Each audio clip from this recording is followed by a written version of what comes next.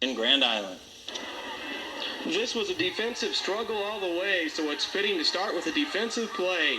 Brad McClatchy's pass is picked off by Jody Schwieger. Schwieger does a nice job taking it back to the 15-yard line for the Islanders. Then what turned out to be the big play of the game, Demetrius Dose breaks through and blocks the Kurt Willman punt.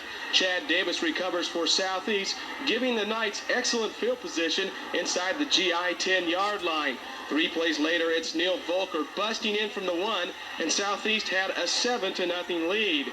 After a pass interference gave the Islanders good field position, Monty Mason misses the 34-yard field goal just off the upright, and Southeast led it 7-0 at the half.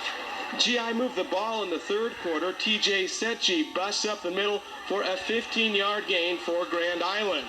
But the Southeast defense stiffened, and Monty Mason boots a 24-yard field goal to make it a 7-3 Southeast lead. Grand Island had one last chance late in the game, but this fourth down pass from Aaron Sim to Mike Anderson just falls incomplete, and Southeast ends Grand Island's season in an upset, 7-3 the final. Bob Maston, News Center 5 Sports, Grand Island. In the Class 8 yard line, Kip Pfeiffer will finish the 30 seconds left. But Eric Altgilbers intercepts this pass, ending the final Grand Island hope, and Southeast upsets number 1 rated Grand Island 7-3. Big game for the Knights, avenging the loss earlier. The arc shows us how they came out. For Southeast, it was truly a different ball game than when they last met Grand Island. The Knights scored first. It came following this Kurt Willman blocked punt. Early in the second quarter, Demetrius Dowse blocked the punt. Chad Davis recovered on the Grand Island 7-yard line. 3 plays later, Neil Volkel scored from 1 yard out to put Southeast on top at the half, 7-0. Grand Island took the opening kickoff in the second half and drove to the Southeast 7-yard line.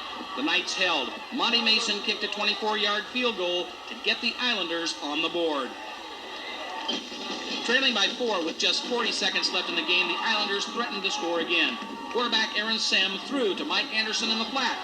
But it was defensive back Eric Algober that made the catch, a game saver that saw Southeast upset number 1 ranked Grand Island 7-3. Jerry Stark, 10-11 Sports, Grand Island. What an upset for Southeast. The Knights will now play Omaha Central in the next round in Lincoln on Monday night. The Southeast 2 losses this year have been to Grand Island and to Central in the first 2 games of the year. They've avenged the loss to Grand Island. Southeast will now have the chance to avenge the